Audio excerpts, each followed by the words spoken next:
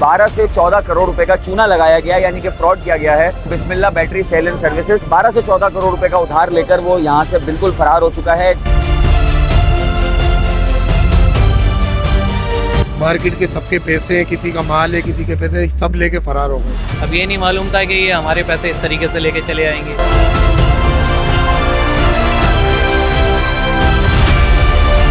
वाजिद भाई गायब हो गए। मैं इनके घर पे भी गया हूँ, वहाँ पर भी कोई नहीं है। मेरी बात हुई थी कि आप घर खाली क्यों कर रहे हैं, इन्होंने कहा मेरी बेगम को असरात नजर आ रहे हैं वहाँ पे।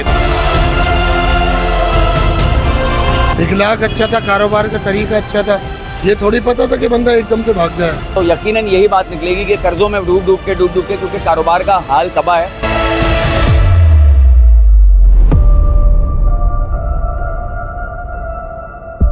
जी मैं इस वक्त मौजूद हूँ गाजी कयूम रोड पर बैटरी मार्केट में, जहाँ पर जो है वो बड़ी तादाद में बैटरी की दुकानें मौजूद है। यहाँ पर एक बैटरी के व्यापारी की जानिब से जिसके मैं दुकान के अकब में खड़ा हूँ, बिस्मिल्लाह बैटरी सेल एंड सर्विसेज, यहाँ पर इस दुकानदार की जानिब से मुख्तलिफ दुकानदारों को और मुख्तलिफ कंपनीज को मिलाकर 12 से 14 करोड़ रुपए का चूना लगाया गया, यानी कि फ्रॉड किया गया है। और हमें इत्तला मिली है कि यहाँ पर ये जो दुकानदार है अरसा दराज से मुख्तलिफ लोगों से उधार पैसे और माल की मद में पैसे जमा कर रहा था और 12 से 14 करोड़ रुपए का उधार लेकर वो यहाँ से बिल्कुल फरार हो चुका है। किराए के मकान में रहता था ये शख्स और ना सिर्फ उसका घर और उसकी फैमिली गायब है, दुकान से भी गायब है, नंबर भी बंद हैं। जो दुकानदार जिनके पैसे वो लेकर भागा है वो सब बहुत परेशान हैं, इंतहाई परेशानी का आलम है। किसी के 10 लाख रुपए हैं, किसी के 5 लाख रुपए हैं। ऑलरेडी यहाँ पे जो दुकानदारी होती है वो ये छोटे ताजिर हैं, किसी के जो है वो कुल जमा पूंजी है, किसी ने किसी से माल दिलवाया था, किसी से ऐसा भी हुआ था कि किसी ने किसी की ज़मानत ली हुई थी तो उनके पैसे हैं। बहुत सारे दुकानदारियां ऐसे भी हैं कि जिन्होंने इस दुकानदार की ज़मानत ली हुई थी कि उसने अपना एतमाद जीत कर और उनकी जो है वो ज़मानत पर जो है कंपनियों से भी माल उठाया था। अब कंपनी जो है वो उनसे माल बिजनेस पैसे तलब कर रही हैं। तो इस तरह से 12 से 14 करोड़ रुपए के जो है वो लोगों को गबन करके ये शख्स भागा है। तो यहाँ पर जो मुतासरीन है वो मेरे साथ मौजूद हैं, उनसे जानते हैं कि ये वाकया क्या हुआ है, कब से सिलसिला चल रहा है और आया ये किस तरह वाकया पेश आया है और इसमें क्या सदाकत और हकीकत है। आइए जानते हैं। जी अस्सलाम वालेकुम। क्या वाकया पेश आया है, ये कौन दुकानदार हैं, कब से कारोबार कर रहे हैं और ये कितने लोगों का तकरीबन 40-45 साल से कर रहे हैं। इधर पुराने दुकानदार हैं, सबसे काम था इनका। तो 3-4 दिन से ये वालदा की तबीयत का बोला हुआ था इन्होंने सबको कि कराची में एडमिट है। तो वो पत्नी था या नहीं था, मतलब फिर ये कल से गायब है। मकान भी खाली है, दुकान भी बंद है, मार्केट के सबके पैसे हैं, किसी का माल है, किसी के पैसे, सब लेके फरार हो गए। ये भाई भी शामिल है, ये भी शामिल है। वाजिद भाई नाम है जो पैसे लेके। अच्छा, ये कंफर्म है कि ये गायब ही हुए हैं या वक्ती तौर पे किसी परेशानी का शिकार हुए? गायब ही हुए। वक्ती तौर पर होते तो किसी को तो मालूम होता ना। अच्छा, तो इनके कोई रिश्तेदार, कोई अहल? कोई भी नहीं है, सब चलेगा। मतलब कोई, मतलब फैमिली के अलावा जो चचा भाई वगैरह कजन वगैरह जानते किसी को? अच्छा, आप किसी को जानते नहीं हैं, तो आपके भी पैसे गए? जी। अच्छा, आप बताएं क्या सूरत हाल है, क्या वाकया हुआ है? वाजिद भाई बहुत पुराने काम करने वाले थे और हमारा ये था कि इनकी रिटेल अच्छी थी, इस पॉइंट ऑफ व्यू से हम इनको माल देते थे। अब ये नहीं मालूम था कि ये हमारे पैसे इस तरीके से लेके चले आएंगे।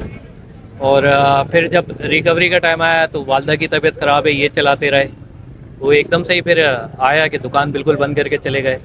तो अब ये है कि ये इतने पुराने बंदे थे, हम इन पे एतबार नहीं करें तो फिर किन पे करें? तो क्या लगता है आपको, क्या मतलब सिर्फ ये मतलब फ्रॉड करके गए हैं या किसी मजबूरी के तहत कर्जा बहुत बढ़ जाने के बायस परेशान आके ये गायब हो गए? ये हुआ है कि इनका लोगों से पैसे पकड़ते रहे और उसी के उसमें कि लोगों का देना है। तो इनकी दुकान दूसरी भी 8 नंबर भी, हम वहाँ भी कहते हैं मालूमात की, वहाँ पे आ रहा है कि भाई की तबीयत ख़राब है इसलिए वो 2 दिन से दुकान नहीं खोल रहा। इनकी आ रही है कि वालदा की तबीयत ख़राब है, कराची गए हुए, कुछ कोई और कहानियाँ सुना रहे हैं। हर किसी को सबने अपनी कहानी सुनाई और बस हम ये समझे कि सबके साथ ये पैसा लेके मार्केट से फरार हो गए। आप क्या कहना चाहेंगे, आप बताएं। भाई मैं ये कहना चाहूँगा कि वाजिद भाई तकरीबन मेरा 2017 से वाजिद भाई से काम है। स्क्रैप की मद के अंदर मैं काम करता था, कैश का मेरा काम है। आज से पहले कभी वाजिद भाई ने ऐसा नहीं किया, आज पहली दफ़ा हमारे साथ ऐसा मामला बना। आपको लगता है कि कंफर्म वो गायब हो गए हैं और वो रिटर्न अब नहीं आएंगे? कि वाजिद भाई गायब हो गए। मैं इनके घर पे भी गया हूँ, वहाँ पर भी कोई नहीं है और मैंने दरवाजे भी बजाए, नीचे किराएदार बोलते हैं कि हमारा कोई लेन देन नहीं, हमें नहीं पता कि कब कहाँ गए। अच्छा, कुछ लोग कह रहे हैं कि वो अपना घर भी खाली कर चुके हैं, तो ऐसा सही हकीकत है? घर खाली कर चुके हैं, सामान भी इन्होंने बिल्टी किसी के थ्रू करवाया है और भी कई मामला जी। अच्छा, एक तो घर के हवाले से मेरी बात हुई थी कि आप घर खाली क्यों कर रहे हैं, इन्होंने कहा मेरी बेगम को असरात नज़र आ रहे हैं वहाँ पे। कोई वाक़यात है ऐसे, शायद आप लोगों से डिस्कस किया हो, तो वो मैं सूटेबल नहीं है तो चेंज कर रहा हूँ। तो 1-2 दिन वो गायब थे, वो ये मसरूफियात बताई इन्होंने और ये है कि इनके एक भाई थे माजिद, वो पहले भी मतलूब रहे हैं, ये सेम केस वो करके जा चुके हैं आज से तकरीबन 2012 से 13 के दरमियान, और वही बिल्कुल इन्होंने स्टेज रिपीट की अपने भाई वाली। अच्छा, तो मतलब फिर कैसे आप लोग ऐसे आदमी पे ट्रस्ट कर सकते हैं कि एक शख्स का भाई जो है वो इस तरह का पहले ही एक वाकया कर चुका है, फिर आप लोगों ने इसको दोबारा ट्रस्ट कर लिया? एतमाद इन्होंने सबका जीता हुआ था ना, इनका सबसे काम था, इनका इखलाक अच्छा था, कारोबार का तरीका अच्छा था। ये थोड़ी पता था कि बंदा एकदम से भाग जाए, ये तो किसी को भी नहीं पता, ये तो इन्होंने सरासर जाती करी है ना लोगों के।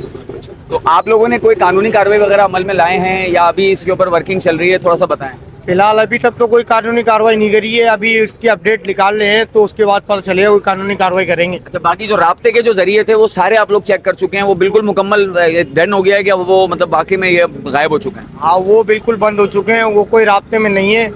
कोई अपना बंदा कोई राब्ता करे, नंबर इसके भाइयों के नंबर, सबके नंबर कल से ही बंद है, जब से दुकान बंद है उससे नंबर ही बंद है उस टाइम से। तो वैसे आप लोगों का मुस्तकबिल करीब में मतलब अब आप लोगों ने क्या डिसाइड किया है? आप लोग कार्रवाई करेंगे या इंतजार करेंगे, क्या आप लोगों ने सोचा है? कोई ना कोई तो कार्रवाई करेंगे ही। अभी फिलहाल कम पूंजी वाला आदमी हम सारे के सारे, कहीं ना कहीं तो जाहिर है कुछ ना कुछ तो करेंगे ना। कब तक करेंगे? ऐसे लोग आते हैं ऐसे ही फराड करके चले जाते हैं। अभी ये पुराने आदमी थे, कोई नया आदमी है भी नहीं, जो भरोसा इन्होंने खुद ने इस्तेमाल किया है ना। कुछ सालों से बैठे में कोई समझ में आता है, कोई नया बंदा हो तो चलो भाई डरता भी है बंदा काम करता हुआ, अब इनसे डर भी नहीं लग रहा काम करता हुआ, एक टाइम से बैठे में।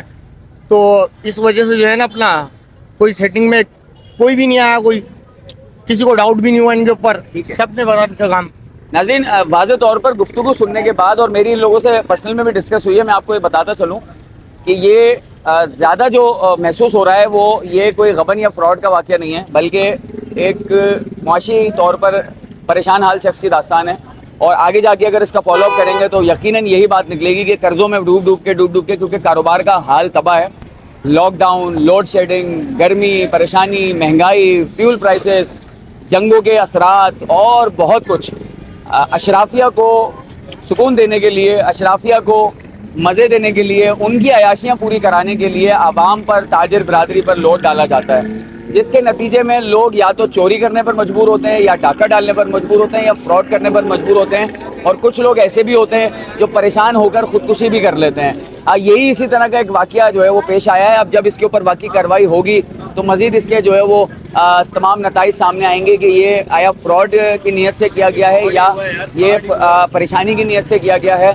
तो अब इसमें देखना होगा कि आगे जाके जब ये कार्रवाई होती है और इसकी कोई गिरफ्तारी वगैरह अमल में आती है, और जब ये जो शख्स है दुकानदार, जब वो सामने आता है, उसका कोई बयान आता है, जब उसका मौक़िफ़ सामने आएगा तो ही वाज़ह सच सामने आएगा। फ़िलहाल सूरत हाल ये है कि बहुत सारे दुकानदारों के घरों के चूल्हे ठंडे हो गए हैं, बहुत सारे दुकानदारों का जो जमा पूंजी है वो लुट चुकी है, और एक शख्स की वजह से कई घरों में जो है वो तकलीफ और परेशानियाँ आ गई हैं, वो भी बकरीद के मौके पे।